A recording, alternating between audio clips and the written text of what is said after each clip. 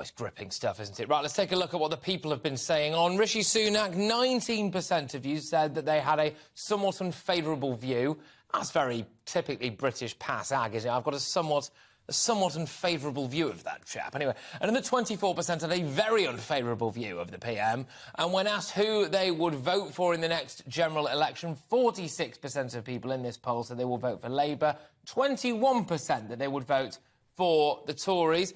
On immigration, more than half of those surveyed say it's too high. I'd be keen to find out who the other people were, but anyway, only 13% said that it was about right. So I'm asking the question, are the Tories facing electoral oblivion?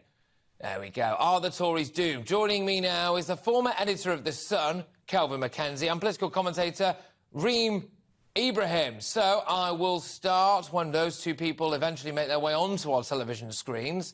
I will ask them who they think is going to win the general election. Grief, that took a long time. Kelvin, I'll start with you. Right, Kelvin, OK, so are the Tories finished?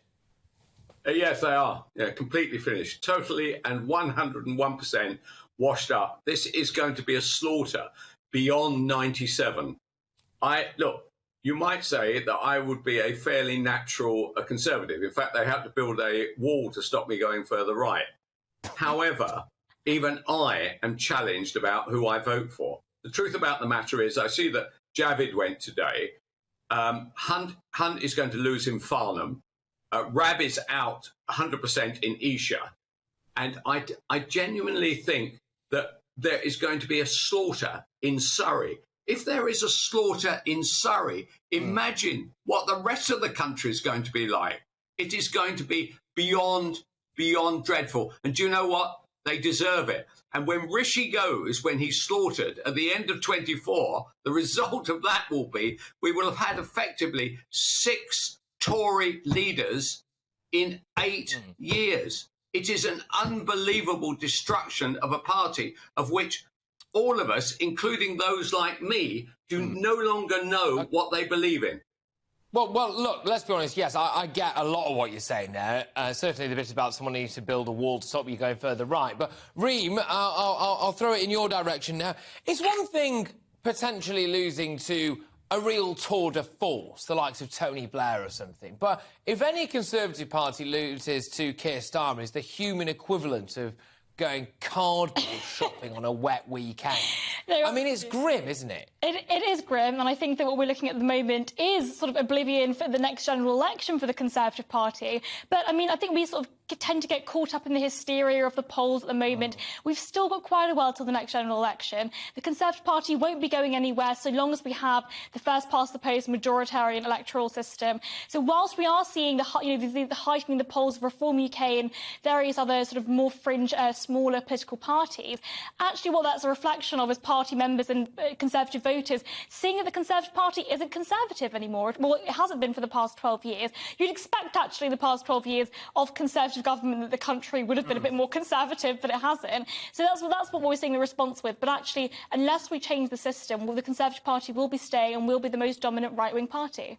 Kelvin, I just wonder whether or not you think there's a lack of cojones in the Conservative Party at the moment. People know what Conservative values are, and if you do look at polls, like the GBNews People's poll there, people are pretty straightforwardly clear about what they want. They want things like a tighter immigration law and less illegal immigration, and dare I say, I don't think anyone really wants to be paying more tax, do they? But the Conservative Party don't seem to want to do that because they get shouted at from the left, and actually, I think they've got a lack of bottle, for want of a better phrase. Another word beginning with Well, I do accept that one of the issues that emerged with COVID, which emerged actually with things like universal credit, is that everybody in our country has got their hand out. Even the middle classes have got their hand out. It's an extraordinary thing. And immediately you say, put your hand away, there's nothing going in it. They say, here, we're going to vote Labour, right? So actually, you've just got to take on these people. And unfortunately, what's happened is we've ended up with a bunch of people, and Boris was as guilty as any of them. And the idea that Boris is standing in Uxbridge, I guarantee you now, keep this piece of video. he gets slung out in Uxbridge. So his political ambitions are over.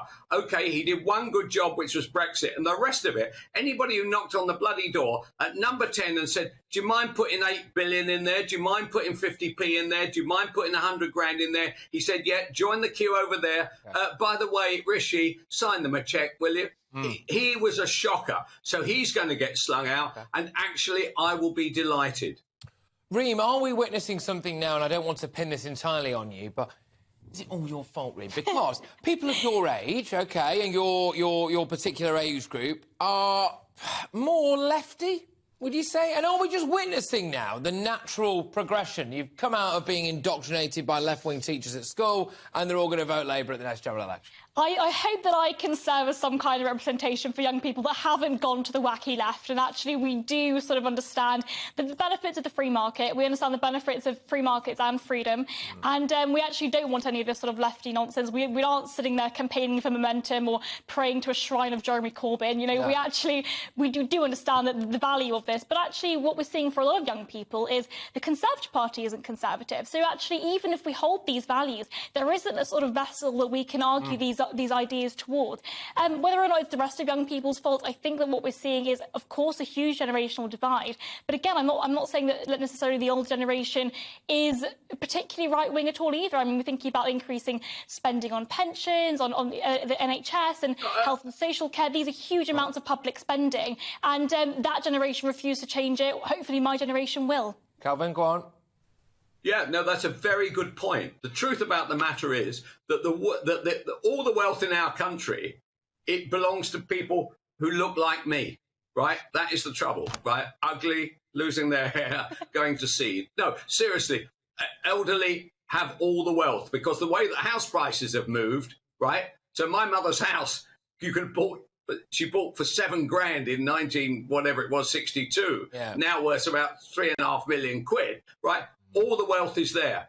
And the other aspect is that the young, right, A, don't want to work very hard. B, can see the bosses are all going on 3 days a week and 2 days at home, actually doing no bloody work at all, playing tennis up at my local tennis club, right? So actually the young are saying, well, actually, we don't really like this work idea. What we'll do is we will work out ways of poisoning our parents so we can get a hold of the inheritance early, and that way we can do absolutely bugger all for the rest of our lives. They're an absolute disgrace, anybody aged under 30. Reem, final word to you. Absolutely not true at all. Young people are incredibly hardworking and want to work hard, but actually the tax system means that we're not incentivised to do so. We have the highest tax burden, not only in 70 years anymore, but the highest tax burden on record. What reason do young people have to stay? We're thinking about... They're not earning the money. The young people aren't earning the money. How does tax affect them? Over people the tax doesn't even kick in until 12.5 grand. We are hardworking. We are the people that are working at the moment. We've got a huge ageing population. Young people, young taxpayers are who are funding the health and social care, the NHS, pensions. We're doing that. Let us work. We've hit time.